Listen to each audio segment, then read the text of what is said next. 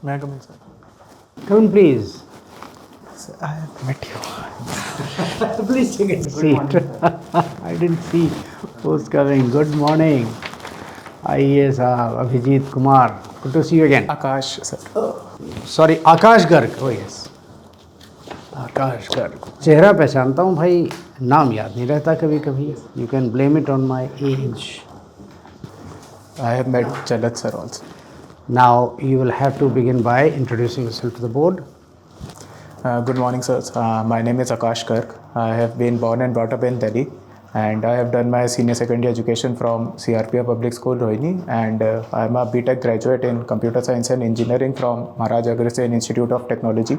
I graduated in 2022, and since then I've been preparing for civil services examination, but in the meanwhile I've also been looking after my father's business in tourism industry in Uttarakhand. Yes, Uttarakhand. Now I get you all right.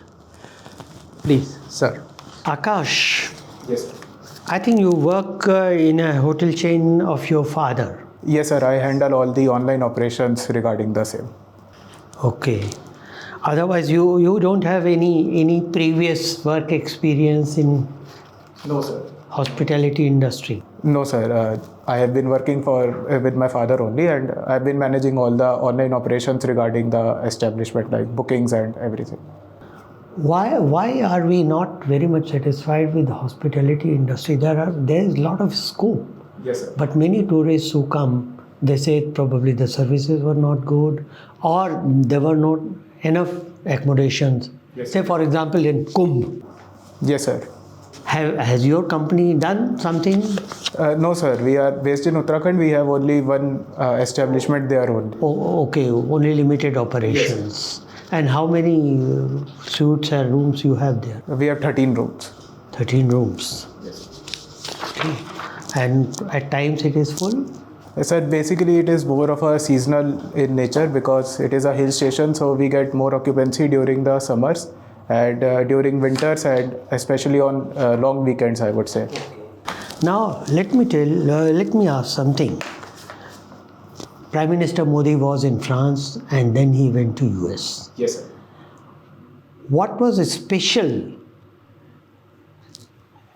in his sphere of defense collaboration, defense cooperation between India and France? Any special development? Yes, sir. India has been looking to buy Rafale M fighter crafts for our Navy. And also there is talks regarding Project 75I to get more air-independent propulsion submarines from France.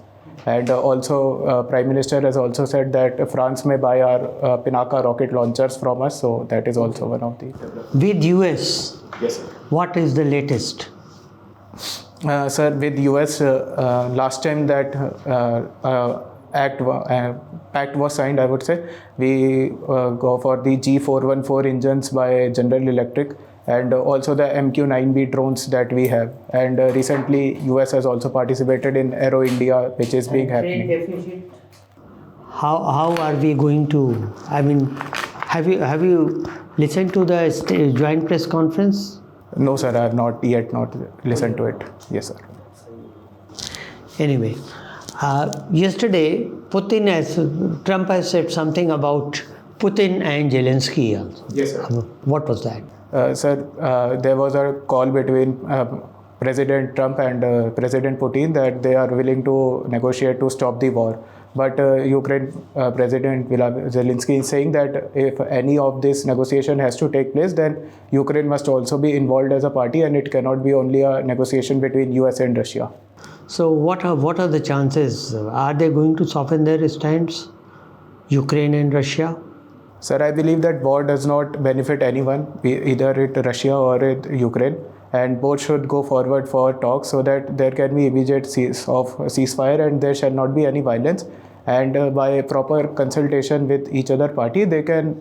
That's what you feel. But do you think there would be some light at the end of the tunnel? Yes, sir. I believe that if all of us work together and they are able to reach at a consensus, because in a proper negotiation there are no winners. Going by whatever is in the news, in the press, Yes, sir. is there any possibility of that? Yes, sir. I believe that if there can be consultations and Because Ukraine is insisting on its getting its territory back. Yes, sir. Putin is insisting on talking to Zelensky's successor. Yes, sir. That means first elections are to be done. Zelensky is not prepared for that. Sir, I believe that all the legitimate governments that may be there, they should talk rather than waiting for any elections. And the first and foremost should be the seizure of any violence that is happening, including any fighting that is happening at the front lines. That can be a starting point from where we can build. Rather than going for complete peace process, it can be a piecemeal approach. Let us switch over to Uttarakhand. Yes, sir. The UCC. Yes, sir. I understand it has been challenged. Some provisions of it. Yes, sir, it has been challenged in Uttarakhand High Court.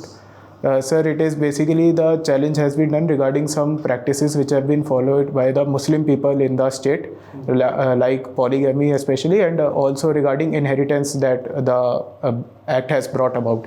And also the thing regarding that, I'm not able to recall the exact name, but there is some practice in Muslims that they think UCC is being overcoming the same. Okay. No problem. Thank you very much. Akash, very impressive academic background Yes, sir. and very interesting extracurricular activities you mentioned. Yes, sir. The one thing in recent news is about AI, Yes. and you have also written following developments in AI. Yes, sir. What is or what do you consider are the main takeaways from this Paris meet where PM Modi had gone? Sir, basically it is one of the major events that India has co-chaired along with France, and it shows how we can be a major player in AI regulation going forward. And there are certain things that have been outlined in the summit. First of all is that we should work for the open source of the softwares regarding AI. Second would be that we need to have some sustainable energy production for AI centers, and there shall not be any biases that Prime Minister has also highlighted regarding the same. And our major focus has been on AI for the global south as a whole, so that the technology is not concentrated only the hands of a few people. So these are the major takeaways that I have read. Okay. How does India counter DeepSeek? Sir, I believe that it is an open source model, so we can definitely learn from DeepSeek as well. And from countering it, we need to have our own foundational LLMs first of all. We have India AI mission, and government has been procuring GPUs regarding the same, and there has been calls that we should have our own foundational model. Other than that, I believe that there has to be proper collaboration, and we have to diversify our supply chain, especially regarding the critical minerals which go in the GPU production and also the silicon chips. And thirdly, I would say that DeepSeek has shown that it is not only the money that is needed for making some very good AI models, like we have seen in the past. So it is definitely an opportunity for India as well, that we can use our frugal skills to make our model which is more suitable to our context and our culture. Okay. Why is it that India is unable to fix benchmarks on its own rather than following and catching up? Sir, I believe that it is the technology that has evolved basically because of the brain drain. I would say most of the people, most of the talented people, they think that US is a better destination and they have been pioneers in technology. But recently we have seen that India has been playing a major role. We have been co-chair of the AI Summit. We have been participating in the Global Partnership for AI as well. And we went to the Bletchley Park Declaration as well. So India is now playing a more and more major role so that we don't lag behind and we can have a collaborative approach rather than only following other countries. Okay. You are into hospitality business. Yes, sir. And you have some roots in UP also. Yes, sir. What is the present status of religious tourism in UP and its contribution on the economy? Yes, sir. Recently Kumbh Mela has been going on, and it is the largest human congregation we have seen worldwide. And while the government has spent about 15,000 crore rupees, but it is expected that the impact on economy would be about rupees 2 lakh crores. So that is one of the major boost to the economy, especially when the consumption and the demand has been decreasing. And secondly, it also shows our cultural power and our soft power as such, that religion can be a major source, as well as because Kumbh Mela is a means to preserve our culture, and it is also a means to show that India is capable of handling such big events, and especially UP government, which has taken very good steps in the operation of the same. So I believe that religious tourism, it is being promoting, and it is very good that it can be a boost to the economy. Other than that, Uttarakhand government is also working for the same, like the Winter Char Dham Yatra. So I believe it is a good step. Okay, thank you. Char Dham.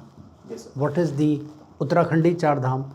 So there are 4 places: Gangotri, Yamunotri, Kedarnath, and Badrinath. So these 4. And what is originally the Char Dham? Sir, originally it is 4 places: Puri, Dwarka, Rameshwaram, and Badrinath. Who established these 4? Sir, it was Adi Shankaracharya. Why? What do you think? And it's not a quiz question. It's a thought question. Sir, I believe that the idea behind the same would be for the unity of all the people. Wonderful. Did he do something else? Apart from establishing them the 4 corners of what was then understood as India. Yes, sir. Something very crucial which he did. Sir, I believe that it is the diversity of the geography or the connection between. No, that's there. Yes, sir. We all know that these are the 4 places. Yes, sir. But there's something about the pujaris. Yes, sir, I am not aware of the same. Pujaris of the south were put in charge of the temple in the north, etc. Yes, sir. So I believe that it is a way of cultural integration between the people and for. It was a way of. In Uttarakhand, there's a temple. It is in Munsiari, I think, where the Adi Shankaracharya had gone and capped the fire through his mantrochar and all that. Have you been there? No, sir, I have not been there. I will go once I. There's a lot of Aghoris who are there. It's near that Patal Bhairavi place. Sir, I have not been there, but I would definitely. Read up about it when as in. That's incidentally the last village of Indian. नहीं वो अलग है वो Milam village Milam glacier के पास आता है but I am forgetting the name of that. Anyway, talking of temples, we have this consecration of Ramlala, Yes, sir. the Ramlala temple. Yes, sir. Why was it consciously chosen to have a dark colored stone, black stone, to bring out the beauty of Ramlala? Sir, I am not aware exactly, but it is the childhood form of the Ram Lala that has been shown in the. It is the shape, I am talking of the color. Sir, I am not aware of the exact reason, but as I can recall, it is the stone that is more of the prominence there rather than the color of the stone. I agree with your politically correct statement. However, the stone was brought from some place in the south, Sir, and it's a very beautiful stone. You're right. The stone is important. The color is not. But even that is an attempt at cultural integration or regional integration, because the stone itself was brought from the south. What was unique about the construction style of the temple? Sir, it is based on the Nagara style, and it also has the features of the Dravida style as well that has been integrated. Excellent. So please relate to me these 2 styles. What is the distinguishing feature of these 2? Sir, in Nagara style, we see that there is always a slanting, where there is always a shikhar that points towards the top, but in Dravida style, there is always a pyramidical shape that we see over the temples. Isn't pyramidical also slanting towards the top? Sir, if I have to use my hands, it goes like this in Nagara and it goes like this in the southern temple. So it is more straight in the Dravida style of architecture. Okay, what is unique about the temple at Puri? Sir, it is the white pagoda, and basically it was said that there was a very big magnetic disc over Yes, the temple. that's what I'm trying to find out. What was there? Sir, there was a magnetic disc that used to levitate the idol inside the temple. So because that used to malfunction the compasses of the people that used to navigate from the. Excellent. Last one. Have you heard of the Brihadeshwara temple? Sir, I have heard about it, but I have not been to southern India. Okay, what have you heard about it? Why is it so unique? Sir, it is one of the marvelous achievement of the Chola Emperor that has been created, and also I believe that it does not require any joining material, or there is only brick locking system that has been used in the temple, so that makes it. Why have I used this Brihadeshwara temple? No, that's fine. It does not. And there's something about the top stone. Sir, I can't recall it right now. The stone at the top, the shikhar, is of 80 tons. Cubola, 80 tons cubola, yes sir. And to bring it up to that height, it is an estimated 26 miles of ramp would have been put to manually push it all the way. Yes sir. That aside, why did I mention this temple right after the Ram temple? What is common to them both?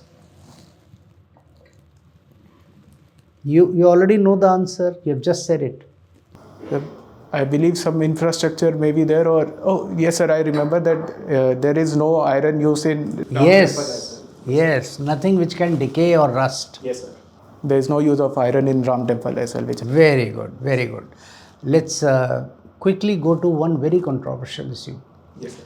There is a railway station in Haldwani. It was in the news a couple of years back for a certain communal clash.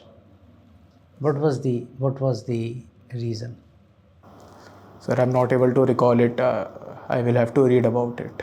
It is in the context of what is going on in the Waqf land issue. There was a massive settlement, Yes, sir. and they started pushing it to be declared as a Waqf land, and the administration said, no please, this is railway land, what do you talk of? Yes sir. Please move out. Then there were communal clashes in Haldwani. Yes sir. There was some, what do you call it, when you don't allow people to come out? Sorry sir, I did not get the question. Yes sir, curfew and section 420. 420 तो नहीं होगा. Sir, I am not able to recall it. Originally it was 144 in the old CRPC. I'm not asking you what that section is. I'm simply asking you, where does the word curfew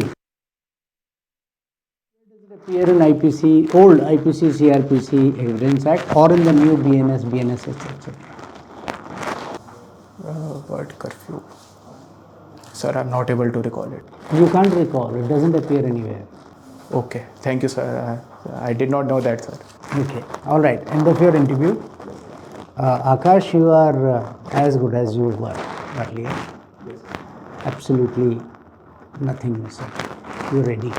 No, I think I don't have anything else to add to whatever chairman has said. You're ready. You need not. When is your interview? 3rd April. So you have nothing to do but keep appearing. You can keep coming, and we can keep having chats about how you are feeling, how you celebrated this festival, that festival. Having said which, Improve your eye contact a little bit more. I have seen. I have already advised you earlier. Yes sir. There is an improvement, but a little more is needed. Because here we are 3. When there will be 4 or 5, then you will have to be more careful. see a couple of things. Whatever the PM is doing, whatever Jaishankar ji has been doing, whatever the Vikram Misri is doing, go through it very thoroughly. Yes sir, I go through the newspaper daily sir. Definitely sir. I don't miss newspaper. When the PM goes out, he does not return empty-handed ever. That's not his type. Yes sir. Yes sir. Even if he goes to Brunei, first PM to go to Brunei, Yes, sir. but there is a reason. Please read that analysis. That is what I would like you to. It's not a question, how many countries did you visit this month? No. I'm least interested in that. I'm interested that you should appreciate why Brunei, why not East Timor. Yes sir. Okay, everything is connected. Why did the PM make his visit to Mongolia in 2014 August? Definitely sir, I will. The first PM to ever go to Mongolia. And the first visit he made after being sworn in was to Mongolia. Why Mongolia? Therefore, why Mongolia? Then you have to connect the dots. Why, by the way, why Mongolia? Sir, I believe it is a necklace of diamonds, and we have to counter China. The one at the top. The northernmost diamond. Yes, sir. And we have been giving some line of credit to Mongolia for their. Oh, that वो सब बात की बात है. Yes, sir. That is incidental. Yes, sir. We would have given it to Yemen. We would have given it to Djibouti. It is a necklace of diamonds as such, which is Important strategic location. So this is the analysis I would like you to do. definitely, sir. Okay? I think you're done. Carry on. Thank you. Thank you very much, sir. All the best.